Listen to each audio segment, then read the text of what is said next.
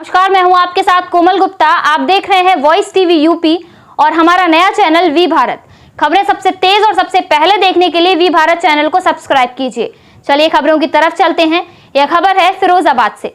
पूर्व मुख्यमंत्री एवं सपा सुप्रीमो अखिलेश यादव पहुंचे एफएम रॉयल फिरोजाबाद। सपा के राष्ट्रीय अध्यक्ष एवं पूर्व मुख्यमंत्री अखिलेश यादव, राष्ट्रीय प्रमुख महासचिव प्रोफेसर रामगोपाल यादव एवं शिवपाल यादव के बेटे आदित्य यादव भी पहुंचे फिरोजाबाद। बता दें, पूर्व एमएलसी एवं जिलाध्यक्ष दिलीप यादव के बेटे की शादी में शिरकत करने पहुंचे सपा के दिग्गज नेता फिलहाल वैवाहिक मंच पर बैठकर शादी का लुत्फ लेते हुए पूर्व सीएम अखिलेश यादव। यूपी के जनपद फिरोजाबाद में आज सपा के पूर्व एमएलसी एवं पूर्व जिलाध्यक्ष दिलीप यादव के बेटे की शादी में शिरकत करने के लिए आज यूपी के पूर्व सीएम एवं राष्ट्रीय अध्यक्ष सपा अखिलेश यादव, राष्ट्रीय प्रमुख महासचिव रामगोपाल यादव, राष्ट्रीय महासचिव शिवपाल यादव के बेटे आदित्य यादव संग तमाम सपा के दिग्गज नेता आज फिरोजाबाद पहुंचे और अखिलेश यादव ने बीजेपी पर किया वार। एकाना स्टेडियम समाजवादी पार्टी की देन है, कहा। जहां खड़े होकर मुख्यमंत्री हाथ हिला रहे थे। बीजेपी बताए एलआईसी और एसबीआई का पैसा डूब रहा है, इनके अधिकारी जेल जाएंगे क्या? विदेश से नहीं मिला इन्वेस्टमेंट तो जिलों से क्या मिलेगा? भारत जोड़ो यात्रा पर कहा, सपा के अपने सिद्धांतों पर काम कर रही है, उसका अपना रास्ता है। एकाना स्टेडियम भगवान विष्णु के नाम पर था, उसे बीजेपी ने पूर्व प्रधानमंत्री के नाम का किया। अर्थव्यवस्था खराब, शेयर मार्केट गिरा, इससे हमारे देश को नुकसान।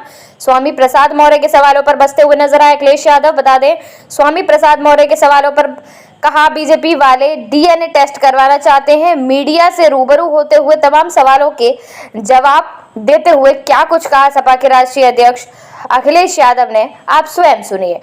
पूर्व एमएलसी इनके पारिवारिक कार्यक्रम में शामिल होने आया हूँ। परिवार और जिनका विवाह होने में मुबारकबाद और उनका जीवन अच्छा हो, स्वस्थ हो, यही बधाई देने में पहुँचा हूँ। और फिरोजाबाद में कई मौक़ों पर आने का मौका मिला है। ये 6 समाजवादियों का राह है। समय समय पर यहाँ की जनता ने कुछ परिस्थितियाँ रहती हैं कई बार, लेकिन फिरोजाबाद की जनता ने हमेशा समाजवादी विचारधारा और जब कभी भी नेताजी ने आह्वान किया होगा, पूरा समर्थन यहाँ की जनता ने दिया है। आने वाले समय में मुझे उम्मीद है कि न केवल फिरोजाबाद लोकसभा बल्कि आस पास की जो लोकसभाएं हैं वो ऐतिहासिक वोटों से जीतने जा रही हैं। मैं फिरोजाबाद के साथ साथ मैनपुरी की जनता का भी धन्यवाद दूंगा। और फिरोजाबाद के भी बहुत सारे परिवार ऐसे थे जिनकी रिश्तेदारियाँ मैनपुरी में थी, जिनका संपर्क मैनपुरी में था। उन्होंने लगातार हमारे चाहे प्रतिनिधि, जनता के प्रतिनिधि, विधायक रहे हों या संगठन के लोग रहे हों, उन्होंने पूरा सहयोग किया और जिसके परिणाम में मैनपुरी को ऐतिहासिक जीत मिली समाजवादी पार्टी। सर, 2024 से पहले बड़ी कार्यकारिणी आपने घोषित की है, पूरी ब्रिगेड तैयार है। संगठन और संगठन के माध्यम से जनता तक अपनी बात पहुंचाना और संगठन के ही माध्यम से जनता को जोड़ने का काम करेंगे। कोई वर्ग नहीं छोड़ेंगे जिसके बीच में समाजवादी पार्टी अपनी विचारधारा लेकर के न जाए। एक बार फिर से सर, पिछड़े वर्ग पर ज़्यादा फोकस है, क्या दिखते हैं इस तरह से? कोई वर्ग, मैंने कहा हर वर्ग के बीच में समाजवादी पार्टी जाएगी, क्योंकि जो काम समाजवादी पार्टी ने करके दिखाया, आपने कल ही देखा होगा जिसमें भारत को जीत हासिल हुई। T20 मैच में भारत की जीत हुई और आपने उत्तर प्रदेश के मुख्यमंत्री जी को भी देखा होगा हाथ हिलाते हुए। उस स्टेडियम को बनाने का काम अगर किसी ने किया था तो समाजवादी लोगों ने, और समाजवादी पार्टी में बना इसीलिए अंतर्राष्ट्रीय स्तर का वहाँ मैच हो पाया। जितने आपको उसमें तस्वीरों में दिखते हैं, किसी का योगदान नहीं है उस स्टेडियम को बनाने में। और भारतीय जनता पार्टी तो वो दल है जो दूसरों का काम अपना काम बनाती है। ये क्षेत्र वो है जहाँ से बिल्कुल करीब बटेश्वर है, जहाँ पर स्वर्गीय अटल बिहारी वाजपेयी जी की जन्मस्थली रही है। मैंने कई मौक़ों पर कहा कि उनकी जन्मस्थली पे भी काम हो। ये जो एकाना स्टेडियम है, ये भगवान विष्णु के नाम पर बना था। लेकिन उन्होंने अटल बिहारी वाजपेयी जी के नाम पे कर दिया। हमें कोई उससे नाराज़गी नहीं है, लेकिन क्या भारतीय जनता पार्टी को बटेश्वर में यूनिवर्सिटी या स्पोर्ट्स का इस तरह का इंफ्रास्ट्रक्चर नहीं देना चाहिए था? लोक भवन जो समाजवादियों ने बनाया, अगर चुनाव में कितनी बदलेगी उसका असर आपको दिखेगा आगे। और केवल परिवार एक होने का सवाल नहीं है, सवाल ये जो बुनियादी सवालों को लेकर के समाजवादी पार्टी जनता में जा रही है, उससे जनता का समर्थन मिलेगा। चाचा जी को राष्ट्रीय महासचिव बना दिया सर, काफी बड़ी जिम्मेदारी दी है चाचा जी को, राष्ट्रीय महासचिव बना दिया, तो किस तरह से आप देखते हैं? तो आप क्यों ये सवाल पूछते हैं? आप सवाल ये पूछो कि भाई नौकरी मिलेगी कि नहीं मिलेगी। ये सवाल पूछो नौकरी मिलेगी कि नहीं मिलेगी।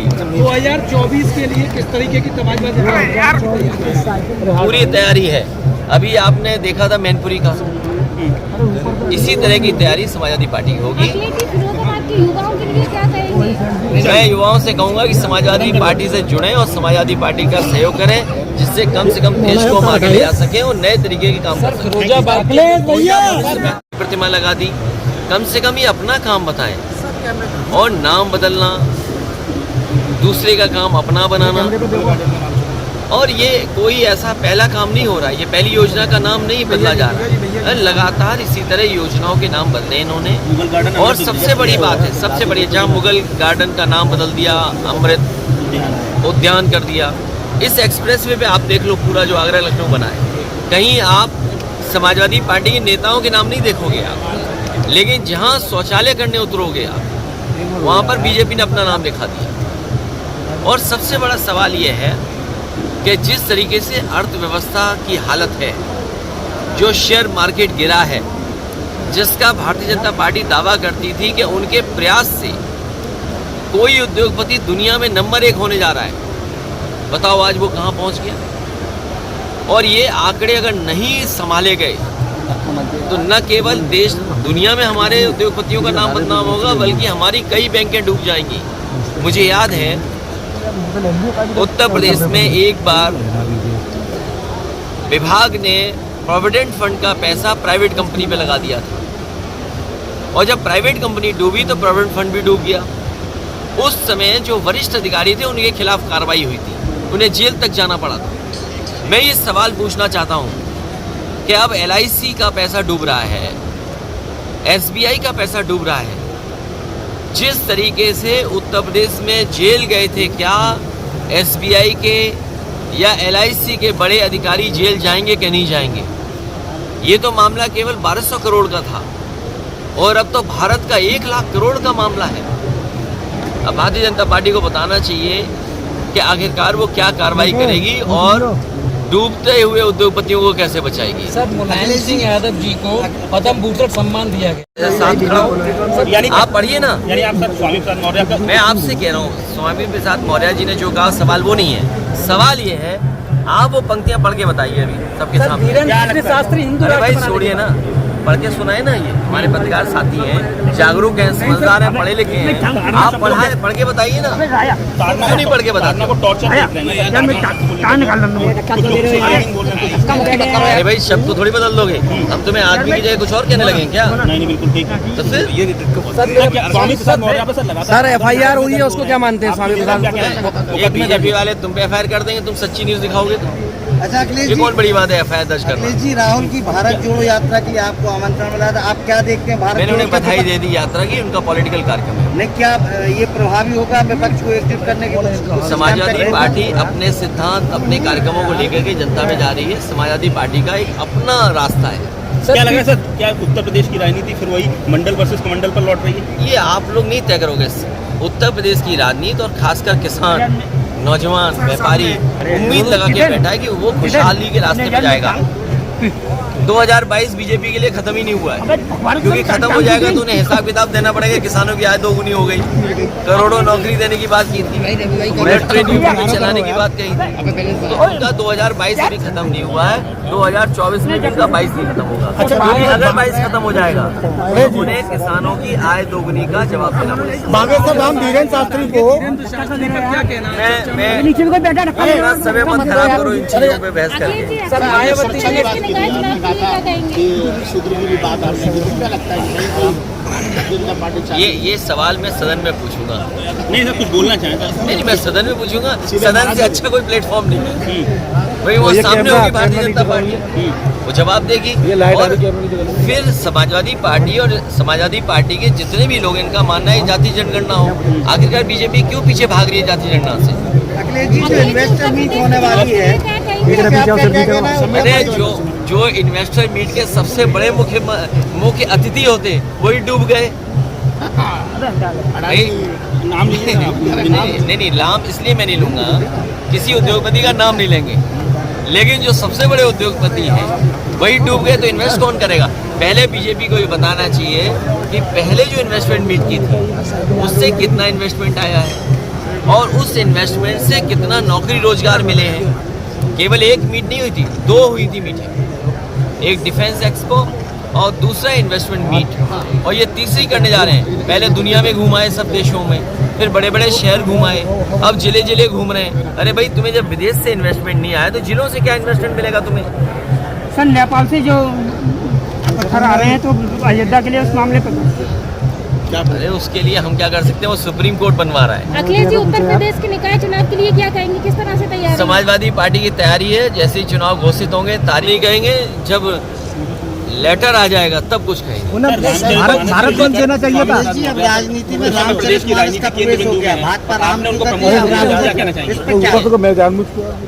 बीजेपी जानबूझ करके जो महंगाई चरम सीमा पर, उससे बात नहीं करेंगे, बेरोजगारी पे बात नहीं करेंगे।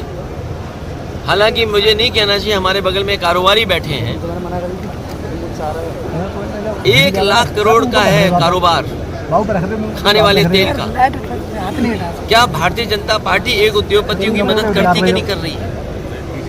हालांकि किसान को गेहूं की कीमत मिली है, लेकिन इससे भी ज्यादा मिल सकती थी अगर सरकार थोड़ा कोशिश करती तो। आप बताओ, आज आटा खरीदना पड़ता है, महंगा हो गया कि नहीं हो गया? तो ये जानबूझ करके जो बुनियादी सवाल हैं उन पर नहीं चर्चा करना चाहते। चरम सीमा पर महंगाई है, चरम सीमा पर बेरोजगारी है, न्याय मिलना नहीं है। और फिर मैंने कई मौकों पर कहा, और फिर मैं कहता हूँ, जिस बात को लेकर के बात खड़ी हुई है, क्योंकि हम उसके जानकार नहीं हैं। हमसे कोई कहे सड़क बनाए तो हम सड़क बनवा सकते हैं, हमसे कोई डायल एंड बेहतर करना है तो हम डायल एंड बेहतर कर सकते हैं, हमसे कोई कहे कि एम्बुलेंस बेहतर करनी तो एम्बुलेंस बेहतर कर सकते हैं, नौकरी कैसे मिलेगी, रोजगार कैसे मिले, वो हम कर सकते हैं। लेकिन हमारे मुख्यमंत्री तो योगी हैं, एक संस्थान से निकले जिसका एक अपना इतिहास है, एक अपना योगदान है उस संस्था का, उस स्थान का। मुझे उम्मीद है कि रामचरितमानस पर और खासकर शूद्र पर मैं सीधा मुख्यमंत्री से पूछूंगा कि भाई मुख्यमंत्री जी बताएं हमें सदन में कि शूद्र कौन कौन है। ये सवाल हमारा आपका नहीं है, ये सवाल धार्मिक लोगों का है, कम से कम वो तो बताएं हमें। और फिर जो संविधान की शपथ लेकर के बैठे हैं और उनसे जरूर मैं पूछूंगा इस रामचरितमानस पर आपका क्या स्टैंड है? नहीं, हम तो भगवान राम कृष्ण जितने भी भगवान, और पहली बार नहीं कह रहा हूँ मैं, भगवान विष्णु के जितने अवतार हैं मैं उनको मानता हूँ। हमें किसी पे आपत्ति नहीं है, लेकिन जिस पे आपत्ति है उसको हम सदन में पूछेंगे। और अभी तो मैंने सुना बीजेपी के लोग कह रहे हैं कि हम तो भगवान राम और कृष्ण किसी के है ही नहीं, पूर्वज ही नहीं हमारे किसी के। सुना है मैंने, आपकी सुना है मैंने। इसका मतलब बीजेपी के लोग अब तो पता नहीं क्या डीएनए टेस्ट भी कराना चाहते होंगे। हम अपना भी डीएनए टेस्ट करा लेते हैं, वो अपना भी करा लें, पता लग जाएगा कौन कहाँ से आया है। क्या लग रहा है क्या प्रदेश की राजनीति के बयान के बाद उनका प्रमोशन समाजवादी पार्टी ने किया, क्या नहीं, वो संगठन में पहले से, मैं आपसे कहना चाहता हूँ, आप बड़ा चिल्ला रहे हो रामचरितमानस पर। वो पंक्तियाँ पढ़ दो आप, क्या पंक्तियों में विरोध है, आप पंक्तियाँ पढ़ दो। नहीं, मैं आपसे जानना चाहता हूँ, हमारे पत्रकार साथी मुझे तो याद नहीं है, न मैं जानता हूँ। अरे आप सवाल पूछ रहे हो, जरा पंक्तियाँ पढ़ दो आप।